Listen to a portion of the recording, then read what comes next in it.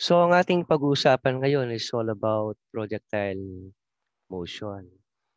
Actually, ang projectile motion kapag ito ay ating pinag-aaralan, kailangan nakatandem yung three topics na napag-aralan na natin before.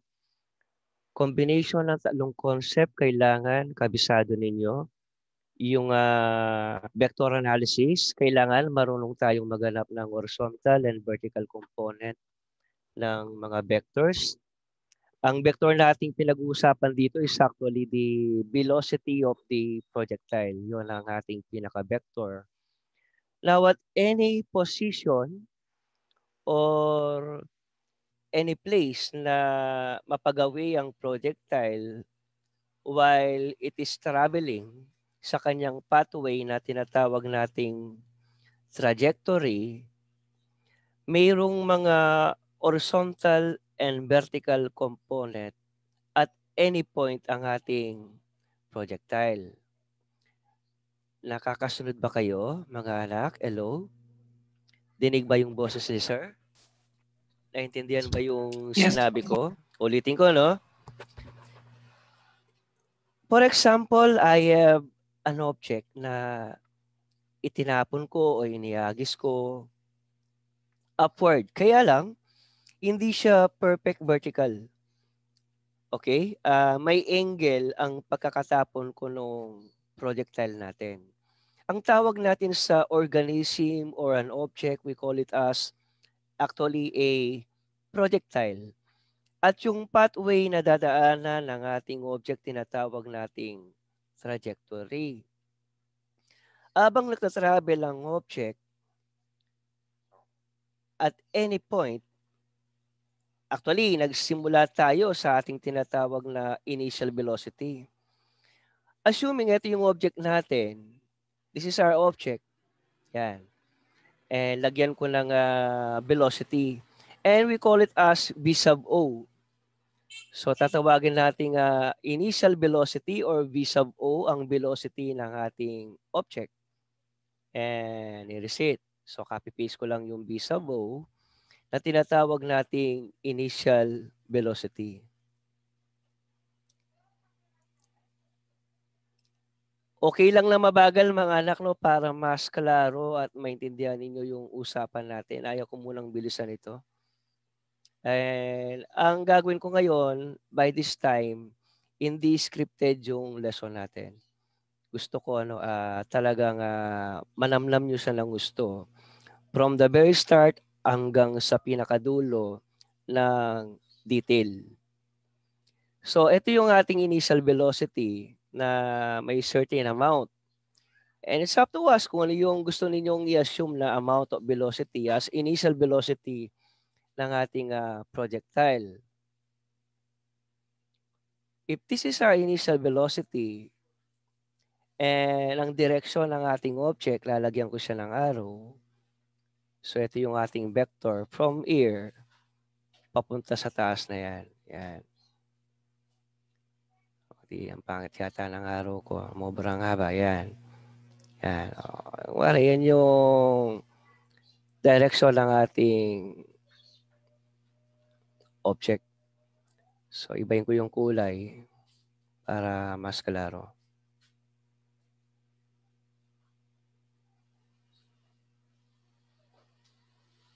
Huwag kayong matutulog, no? Kaya talagang buhay kapag gusto talagang matuto ng tao, kailangan na maging matyaga tayo.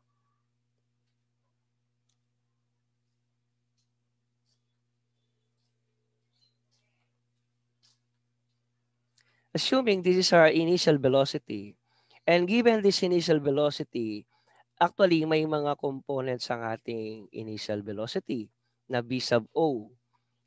Meron tayong horizontal velocity for our initial velocity and vertical component of our initial velocity. Nako. Nawala yata. Pasensya na, no? Ibalik ko lang siya sa dati.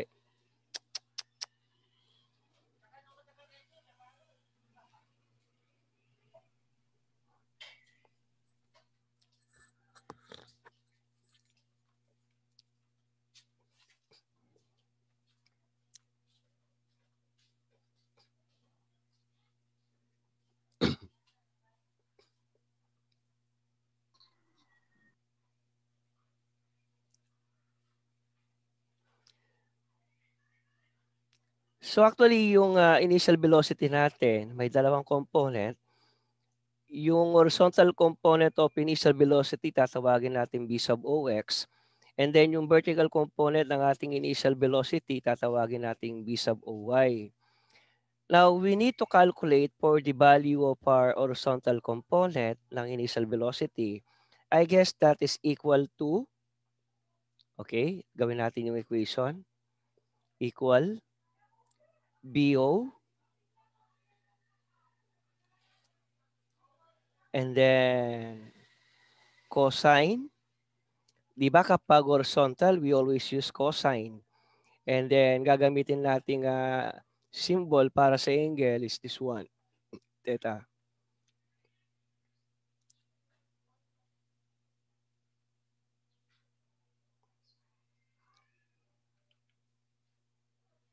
Yan. And then for the calculation naman ng ating BOY, we'll be having it as the sine. So yun yung mga formula na ating gagamitin sa paghahanap ng horizontal and vertical component ng ating initial velocity. Now, balikan natin yung kanina, nawala yung mga graphs natin. Okay, mag-assume muna ako ng bola or ng projectile na ating gagamitin.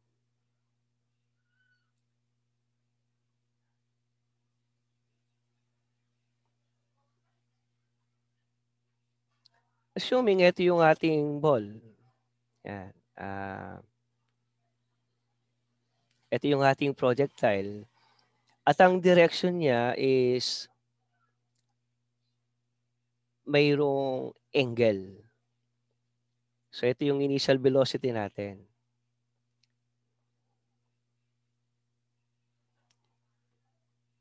Kapag medyo may tanong na, huwag kayong maya magtanong sa akin.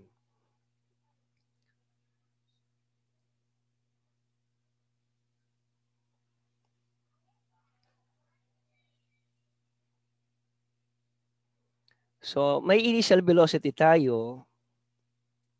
And it's up to you what value would you like to use. Okay, pwede kang mag-assume, Kim Eldrin, anong gusto mong initial velocity value? Kim Eldrin, anong amount ng velocity ang gusto mong i-assume? So this is our initial velocity, V sub O. Kim Eldrin? Yes po, sir. Anong initial velocity ang gusto mong value? 20 meter per seconds po. Okay, so you choose 20 meter per seconds. So dito ko susulat. So we have an initial velocity of 20 meter per seconds. And that's it. So yan ang amount ng ating initial velocity. Yung vector na ating in-apply nung iniagis natin ang ating projectile. Now, may dalawang component ang ating initial velocity. Yung isa is we have it as the horizontal component. Yan. And then we have another one na tinatawag nating vertical component.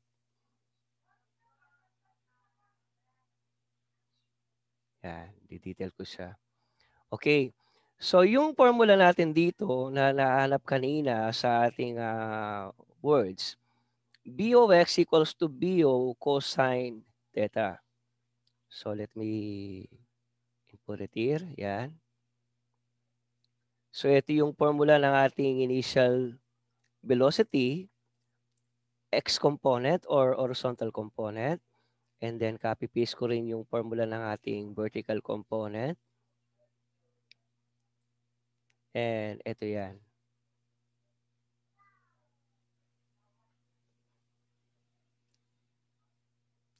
Siyempre, calculate na natin ang ating mga components, ang horizontal and vertical component. Now, if we're going to calculate, meron pa tayong nawawalang isa. So, we need a value for the angle. Okay, copy paste ko na lang yan.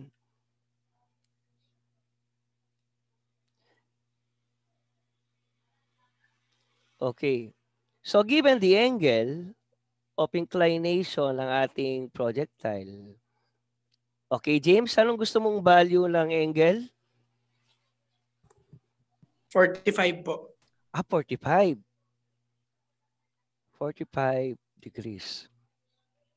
Yan. So, that will be the value of our angle. Now, so ibig sabihin, kapag kasi 45 degrees yan, sine 45, cosine 45, usually halos magkapareho lang ang value nila. Okay, let's do it. Okay, let us now calculate for the value of our BOY. O copy-paste ko na lang, ano? So, BOY is BO sine theta. BO sine theta. Now, if we're going to calculate it, kasi kung muna yung equal niya, no? Kailangan masolve muna natin kaagad yung mga yan. So, importante dito na alam ninyo yung ating vector analysis. Kasi at any point, ang velocity nagbabago, ang velocity habang nagbabago din yung kanyang mga horizontal and vertical component. Okay. So, yung ating initial velocity value, if we're going to calculate, is 20 cosine 45. And ang value niya is 14.14 meter per seconds na nakalculate natin. So, that will be our initial velocity vertical component. Now, regarding naman sa ating horizontal component,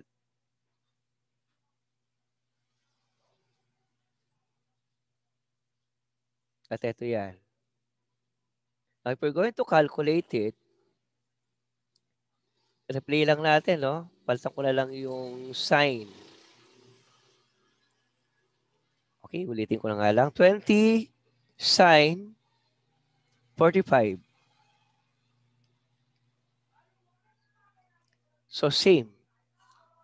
Katulad ng na-mention ko kanina, nagkataon na pareho lang sila ng amount of velocity. Nakakasunod ba kayo? Nakakasunod? Hello mga Yes, sir.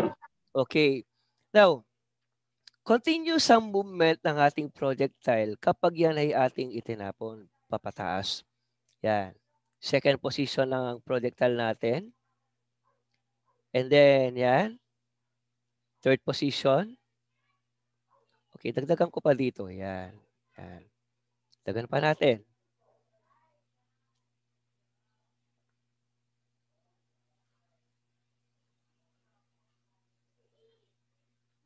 O, ito na ngayon yung object natin. Let us just assume na ito na yung height na kayang abutin ng object natin. Although, hindi nakascale, ano? Medyo anuin ko pa ng konti. Para makasya sa monitor.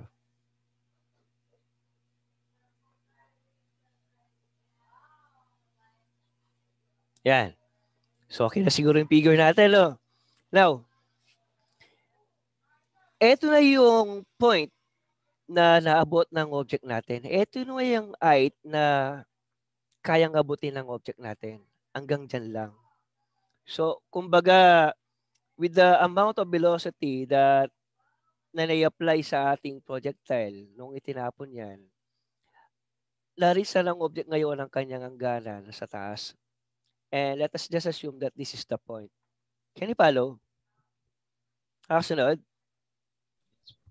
Now, nung larisa ng object ang height na yan, ang tawag sa velocity natin, lagyan natin ng pangalan.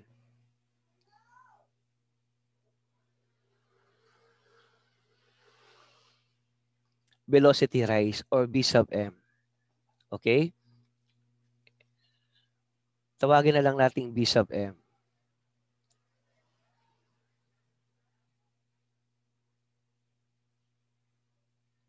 So, papataas mo na yung pinag-uusapan natin, ano? And then, V sub m, again, I repeat, may mga components uli yan. Ang V sub m, may mga components.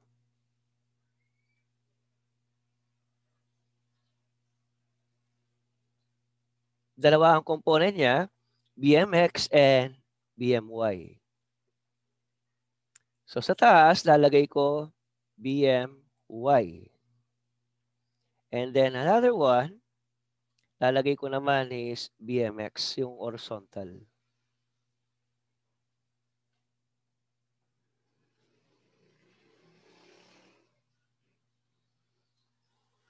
Okay. Para sa ating explanation, okay, ipapaliwanag ko ng mainam, ano?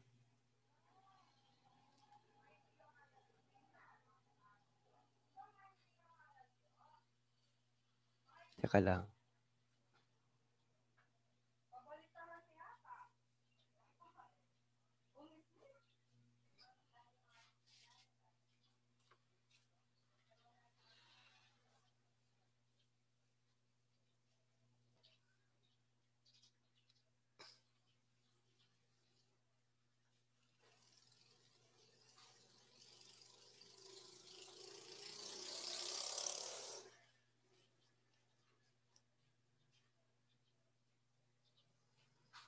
Bagal.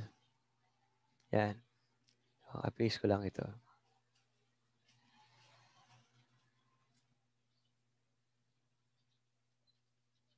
Halimbawa, pinili ko yung point na yan. Ito. Pinili ko yung point na yan. And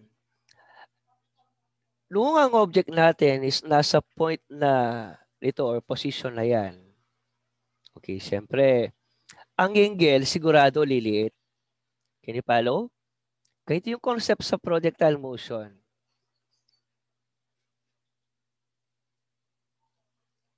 Abang tumataas ang object, ang vertical component ng velocity lumiliit. Ito yon. May vertical component ang velocity natin na bago, lumiit yan hanggang sa ang velocity natin dito sa taas is maging 0. Ang BMY. So tawagin natin itong B1Y. Okay? Okay. Pagdating sa taas, so tawagin ko itong B1Y, no? And then magiging B1 sin theta yon. Yan, yung formula niya.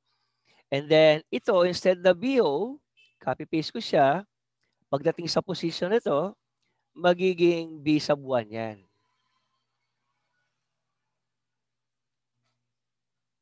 Okay, undo ko na lang.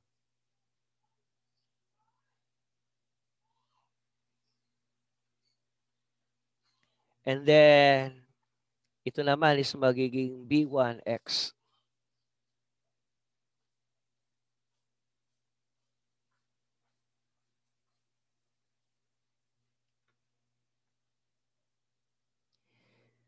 At yung angle dito mga anak, sigurado liliit. Okay? Gawin ko na lang siyang theta sub 1. This is theta, no? So gagawin ko siyang theta sub 1.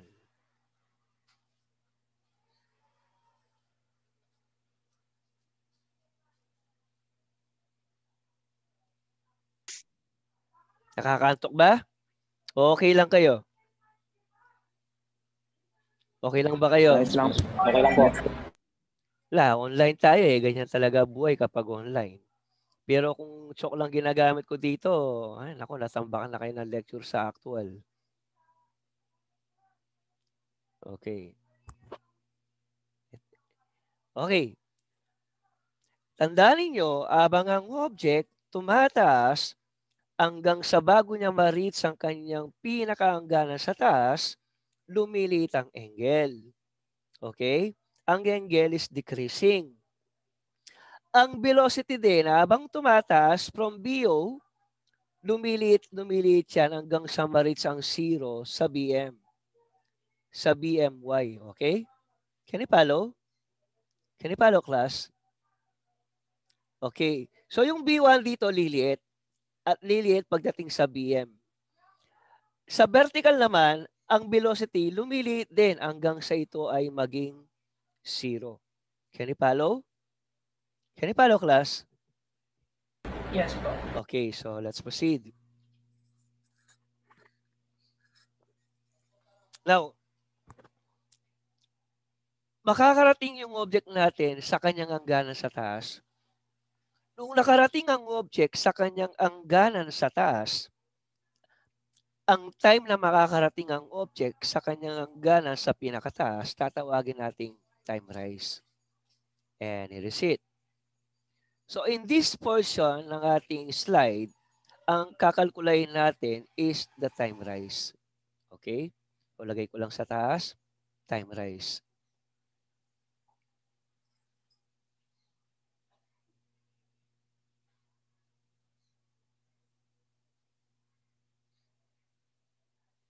Now, let us always remember yung mga concept na ibinigay ko sa inyo sa pre-poll na kapag ang object is papaytaas, ito yung direction natin, pataas. I'm doing this class, I'm too slow, but I just want to assure kasi na naintindihan nyo talaga yung gagawin ko ngayon, yung lesson. Pinagalang ko.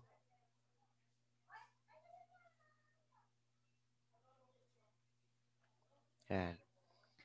When the movement is upward, okay, sa pre-poll natin, ang value ng ating gravity is always what?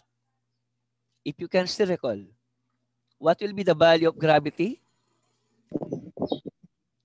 Kapag upward ang movement, gravity is Negative, equal sir. to negative, yung sign convention na ating gagamit. Okay, that's very good. So gravity is negative. Okay? And alam naman natin lahat ng value ng gravity, di ba? Constant yan. Nagbabago lang yung sign kasi yung direction. So gravity is negative. So tandaan niyo yan, ha? Di bali ng mabagal, basta klaro yung pinag-uusapan natin. Okay. So gravity now is negative. Now, meron tayong kinematic equation na pinag-aaralan before sa ating pre-poll. Tama? Kasi dalawa ang direksyon niyan eh. Isang vertical at isang horizontal. Naintindihan ba ako? Isang horizontal at isang vertical. Sa time rise, ang pinag-uusapan natin is now the vertical portion ng ating computation. At yun yung time rise. Now, in order to do that, we need to have a recall of our three kinematic equation of our pre-poll. What do you think will be the kinematic equation that we have to use in this case? Kaya I'll be giving you 1 minute to think about that. Yung po bang Vy is equals to Voy positive negative GT? Okay, that's very good. Okay, may kunin lang ako sandali, no?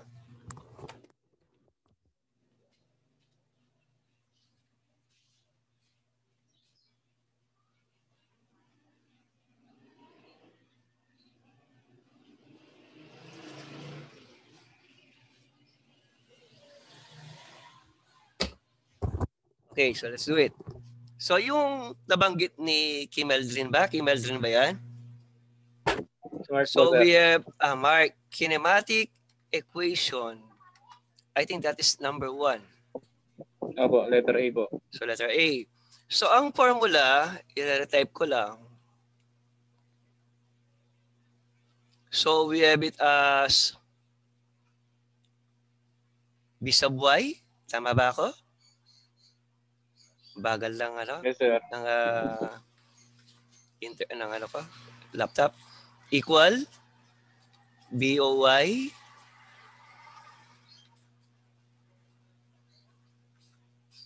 then plus or minus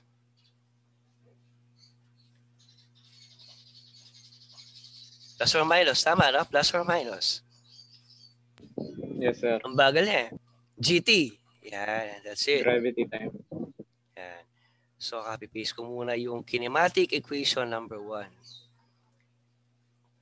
Now, using kinematic equation number 1,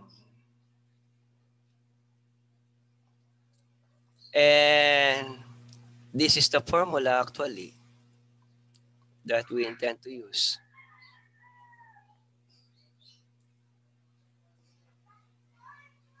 Tagal niya?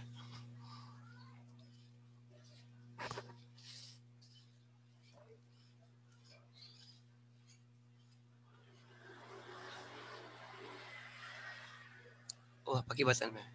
O, sante. Okay. So, by is equals to boy plus or minus gt. Okay.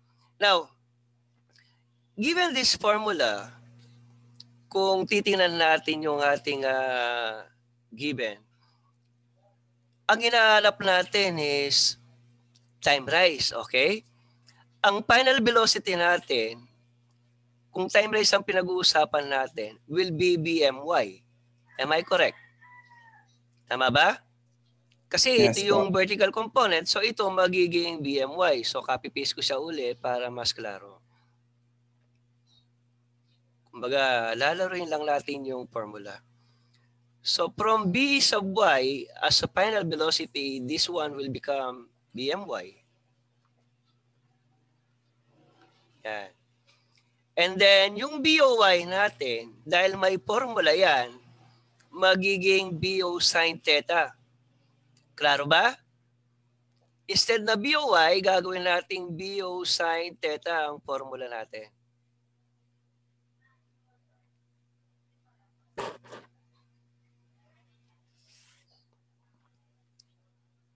Yan. At dahil ang movement is upward, anong pipiliin kong sign? Negative. So I'll choose negative. And T will play now the role of time rise. Isn't it? Time rise. So ibig Yes, sabihin, sir. yung time dito, papalitan ko ng time rise. And kunin ko yung time rise sa pinakataas. Yan. Ito kasi yung symbol ng time rise na yan. Dito class, hindi natin minememorize yung mga formula. Inaanap natin yung mga formula na dapat ma-derive. Kasi kapag kinabisado mo lang yan, nag-memorize ka lang ng formula, hindi mo naman totoong naintindihan ang inaral mong projectile motion. Nag-memorize ka lang eh. Now, since alam naman natin na ang BMY 0, tama? BMY 0, tama ba ako? Final velocity, kasi uminto yung object, nag-stop sa taas.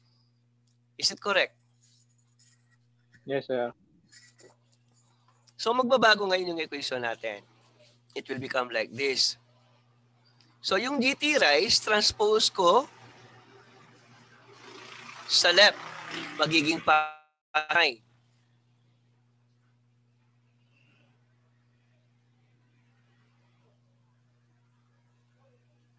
Then equal BO sin theta. So mabagal lang ha, pasensya na. Yan.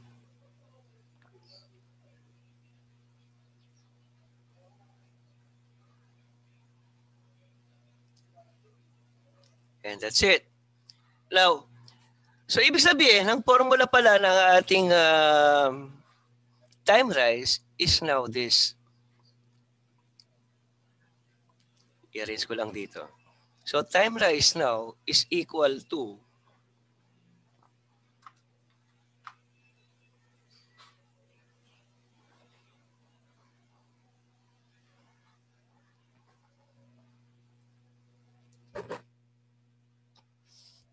tatapos din natin yan. Don't worry mga anak.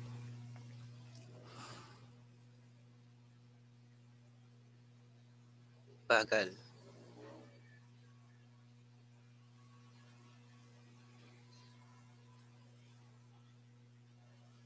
Yan.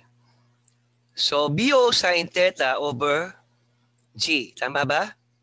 BO sin theta over G. Tama, no?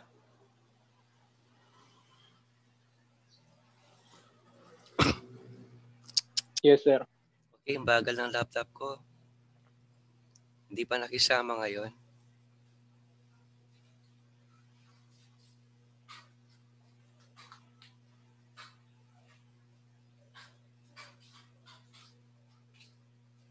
So, over G. So, these are formula. And there is it.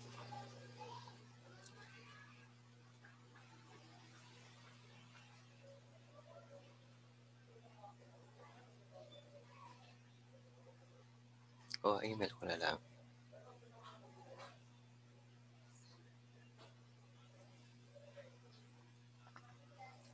Isulat mo na rin email na sa'yo. Okay.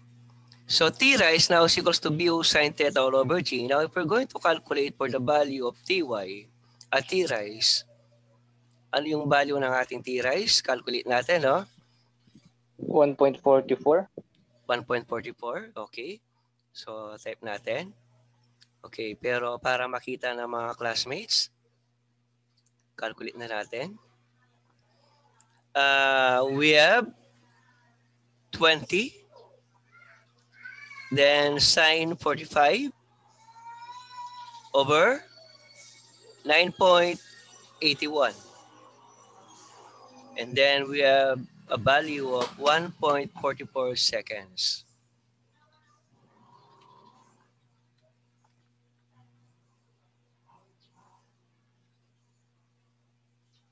Now, nakalculate na natin ang ating time rise. Okay. Now, ibig sabihin niyan, at time of 1.44 seconds, narisa ng object ang kanyang hangganan sa taas. Yung kanyang tinatawag na maximum height. Sa point na yan. Now, not only that, hindi lang time rise ang maaari nating i-calculate. In this given situation, maaari din nating i-calculate ang ating tinatawag na maximum height. From ground floor hanggang sa pinakataas, ano na yung height ng object natin? Ano na yung na-reach ng object natin? Sa time na 1.44 seconds. In order to do that, ang maximum height natin, tatawagin nating Ymax. So, pangalawang pagkakataon ang i-calculate naman natin is the Ymax or the maximum height.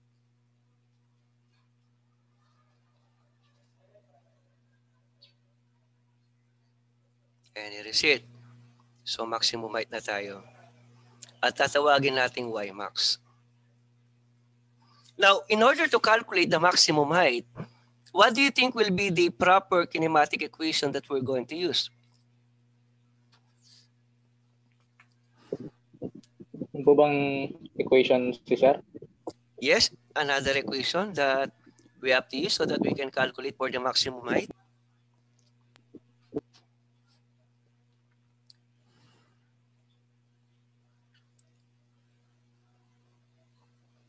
What do you think is that?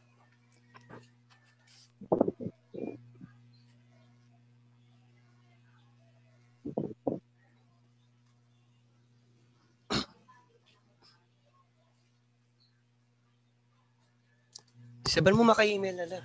Maka-email na lang. Kang Richelle. Pati kaya in-email ka. O se po tayo agad may kaya. Magklasiko. Maka-email na lang. Okay? Ano yung kinematic equation na palagay ninyo ay gagamitin natin so that we can calculate for the maximum height? Okay? I think let us try kinematic equation number 3 under ng pre-pol.